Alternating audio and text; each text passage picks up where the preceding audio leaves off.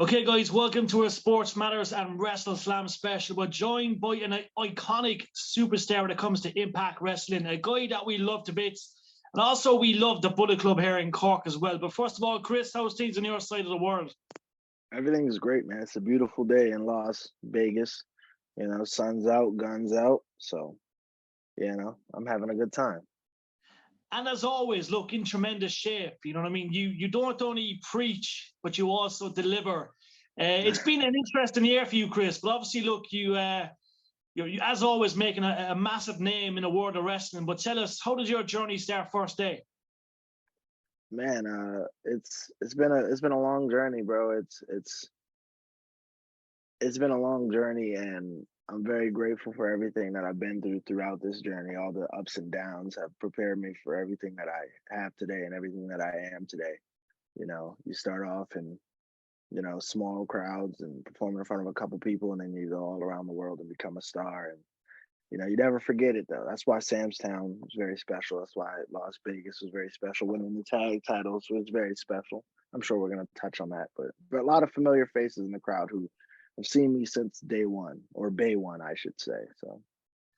And look, you go from strength to strength. As you say, look, here in Ireland, you're a massive superstar, especially in the UK as well. But it's like you took to wrestling like a duck in water. You know what I mean? It just came so natural for you first day. But tell us about the early days, about them first kind of knocks. You know what I mean? The indie scene's obviously such a big thing. You learn your ropes through that. But what was it like, first of all, taking them knocks, and how did you adapt to that?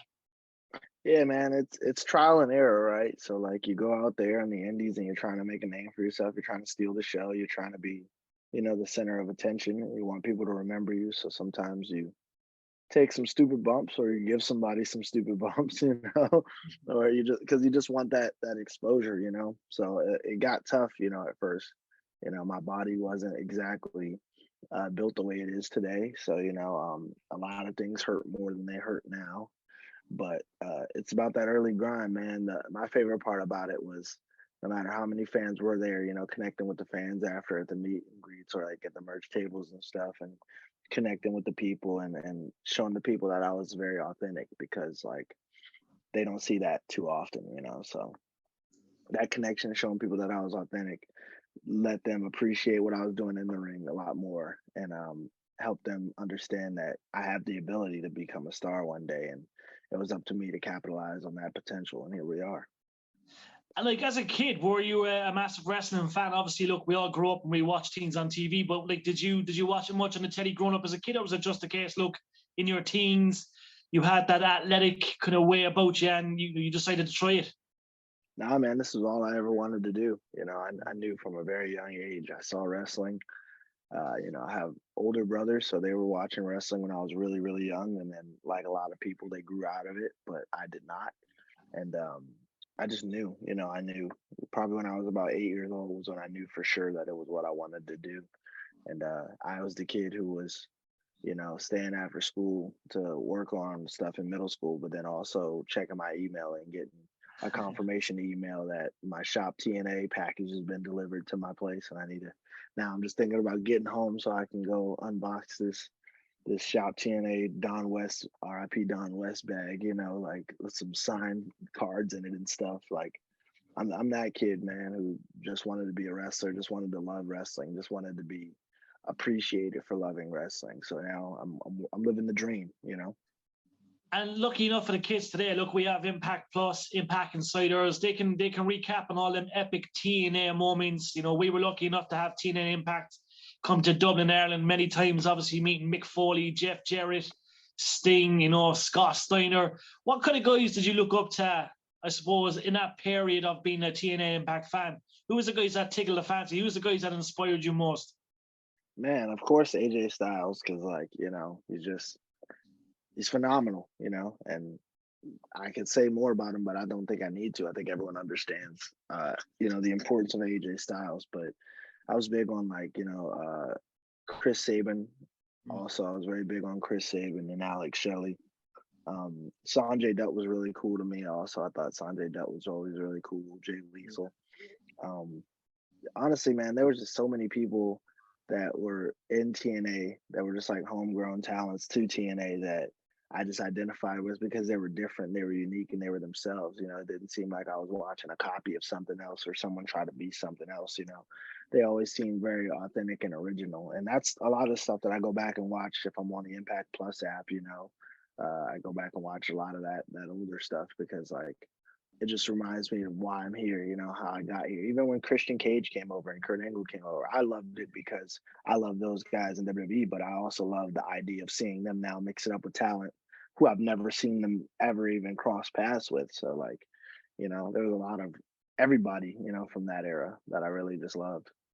Definitely. And look, it's fair to say, Chris, look, you made a savage impact, coming up the ranks. Like the indie scene is one of the most grueling, toughest scenes in all of world wrestling. But that's where people make their name. That's where people learn the trade. And you had some epic matches. I'm one of them guys that will go back on YouTube and watch all your matches, prior to, I suppose, going to Impact. But obviously, look, it's you know what I mean? It's you made that impression, you made that impact. How did the Impact deal come about first? They obviously look, there was a lot of 5-star matches, but tell us about that day you found out. Look, I'm gonna be joining Impact, baby. Man, it was everything that I had worked for a whole year, but a culmination of a lot of my life's work. When I first wrestled for Impact and the Rascals were making their debut and they needed some people to beat up, and I was one of those people that they beat up. I knew from that weekend alone, when Impact came to Vegas, I knew that that was the place I wanted to work.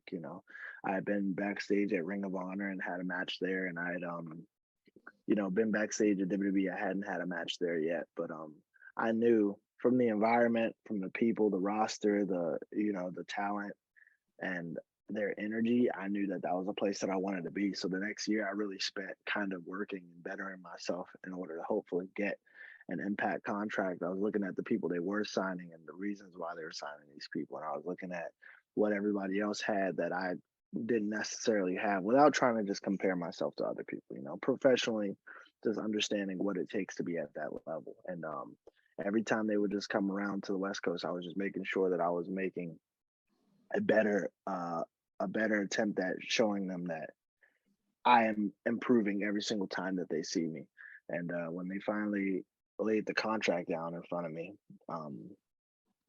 it was great, man. Like I knew that my life was going to change, and I also knew that perseverance is key, and persistency. You got to stay confident. You got to stay locked in. You got to stay like hungry for these goals, or else you won't get them. And it took a whole year, maybe even longer, for me to get there. But I don't regret anything about the journey.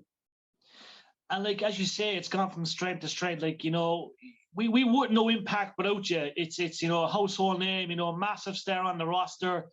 So many epic matches. It's fair to say that the roster has to be on high alert when it comes to yourself, Chris, because you know what I mean? You just don't know what's around the corner. You've got, all the potential in the world for absolute dominance when it comes to Impact Wrestling. What kind of guys do you enjoy most working with? Obviously, look, they're all great to work with. We know the morale is so good at Impact. The dressing room it's a fantastic environment. But what guys do you enjoy working with most in the locker room? And, what future bouts do you look forward to when it comes to Impact Wrestling?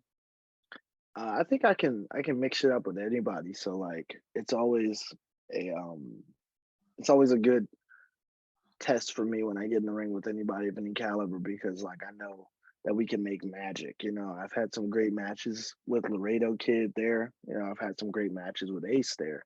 I've had some great matches with Swan. I've had a great match with Tommy Dreamer. I've had, these great matches with Speedball, Mike Bailey, and Trey Miguel's. And, formerly we had Jake Something, and me and him had great matches there. I've had a great singles match with Saban, the great match that aired a couple weeks ago with Kushida that went down. I like matches that just are going to challenge me and get me out of my comfort zone. And when I think about matches like that, I think about the match with Kushida. I think about the match with Speedball Mike Bailey because of his style and his intensity and the way he works. It's different from the next person. I look forward to having a match, down the line with a guy like John Gresham, because I know his style is just different. So like mix the art of finesse with, his style, and we're in for a classic. And like your work ethic is unbelievable. As you say, every match you're in, it's something like if we miss it here in Ireland, you know, due to, I suppose, it could be on so late at night, we'll always make sure, like, first thing in the morning, you know, we're typing in that match and we're watching back. It's you bring the best out of the other guys you face too. I think there's no one that's ever said they've had a bad match with you. It's always, you know, I like to wrestle Chris. He brings the best out of me. It's obviously great to hear that from fellow wrestlers, Chris, isn't it? Yeah, for sure. It's a testament to how good you really are. And I, I brag often, so I'll brag a little bit again right now. I'm that good. Yeah, you were. And like, look, we have to mention, I suppose, Josh Alexander. That's look, Yeah.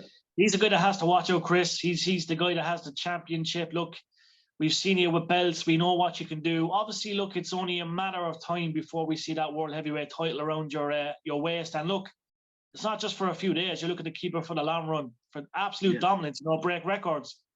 Yeah. Yeah. I have a story that's unlike anybody else's that needs to be told.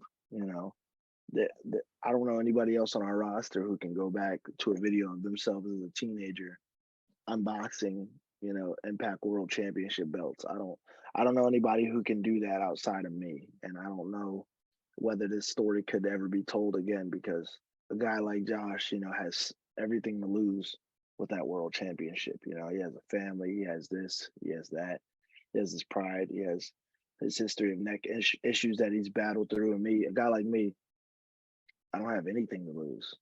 So like I'll put it all on the line because everything I have is everything I've sacrificed to get here anyway. You know, there's just a story in there that eventually will need to be told when the time is right. Right now, we're doing this tag run. We're doing great stuff with the tag team, and on Impact Plus, you can check out what we're doing. You can check it out on Ultimate Insiders. You can check it out on DAZN. You can check us out everywhere and see what me and Ace have been doing. They have highlights of our tag run from Japan on all that stuff. So you can check out what we're doing right now, and that world title. I keep reeling it in slowly. And I'm glad you mentioned Ace. Look, we've had him on in the past. What a guy. He's, look, an absolute credit to Impact and to War Wrestling. But obviously, look, it's obviously awesome to know a guy like Ace, isn't it? He's so good. Yeah, he's fantastic, man. I couldn't ask for a better tag team partner. He's awesome. Now, we have to ask, we have a couple of fan questions, right? So the question was, do you enjoy doing the segments backstage? Look, there's a bit of comedy in you. You're a funny guy as well, on top of being a great athlete. But obviously, you enjoy the segments and kind of backstage stuff too, don't you? Yeah, I think honestly, I think that's what people like prefer to see from me. Like I don't think people don't like my wrestling. I think I'm a great wrestler. We just talked about that. But I think that's the stuff that makes people able to understand my character more or able to enjoy my in-ring work a little bit more is when they see me doing the backstage stuff and they see me a little bit more, you know, chillax or a little bit more turned up depending on who's back there bothering me, right? So like yeah, I enjoy it and I hope other people do as well. Definitely. No, you're also you're in a video game. What was it like being in a video game? That's something that one of our Irish fans posted in the OTT forum. So there's a video game. Tell us what's it like to be in video games. Look, that's something that's obviously a great accomplishment for you. Yeah, man, I don't get to acknowledge it too often because I'm always super busy and you know, I'm always thinking about what I can do next or how I can improve. So it's hard for me to really like dwell on the past. But there will be times when I do acknowledge it. Last night I had one of those moments where you know I turned on my PlayStation for the first time in a while and I was looking through the games I have and then I saw the game on there and I was like, dude, I'm in this game. Like I had to like tell myself, like, man, this is like I'm in this game. And then I proceeded to not play it because I turned the console off and went to bed because I'm a tired guy. I work out all day long. But like, no, man, it's crazy. It's a dream come true, and we'll be in many more games to come. Hopefully, we have an impact game to play. We hope so. That's what we need. It's well overdue. Now we have to ask you quickly. Look, what's your favorite workout in the gym? Your physique is incredible. You're an absolute athlete. You know, I'm sure you could be an Olympian if you wanted to be. But look, what's your most awesome workout in the gym? What would you do most? Man, right. So I go through phases. You know, right now I'm like locked in on leg press. I've been doing a lot of leg presses. I'm trying to build my legs for this summer, especially teaming with Ace Austin. When you got a great pair of legs like that beside you, you got to step it up. So, trying to build my legs up for the summer. So right now, I'm hooked on leg press. Love it. You never skip leg day. I could see that, by the way. You know you don't skip leg day. That's a fact. And look, last of all, we have to mention, Chris, look, there's so many great, wrestlers in the world of wrestling via Impact. WWF. We've been and we watched them all over the years. But look, who was your favorite all time? So when it comes to one wrestler, who was that greatest for you, and who is the best of all time? He's gone too soon, Eddie Guerrero. Love Yeah, it. he's gone too soon, man. I love Eddie. I related to Eddie. I felt Eddie. I thought, his work was just brilliant. And since we lost him, there hasn't been anybody who's come close to him, in my opinion, of capturing the hearts of people and also just being as great naturally at what he did. And then also his physique, was incredible, but he also just felt real and authentic. Like I said, a lot of people lack the authenticity these days. So he just really felt real. I love it, Chris. It's an absolute honor and privilege. Look, we're huge fans of all your matches, everything you do via Bullet Club, Impact Wrestling, all your, your contribution to your fans. It's, you're one of a kind. We hope we see you, in Europe. We're looking for that European tour. It's, it's something that has to happen along with that video game via Impact Wrestling. And look, we're loving all the stuff in the zone. Keep up the great work, my man. Greetings from Ireland. I will catch you very soon. Appreciate you, brother. Respect, bro. Thank you.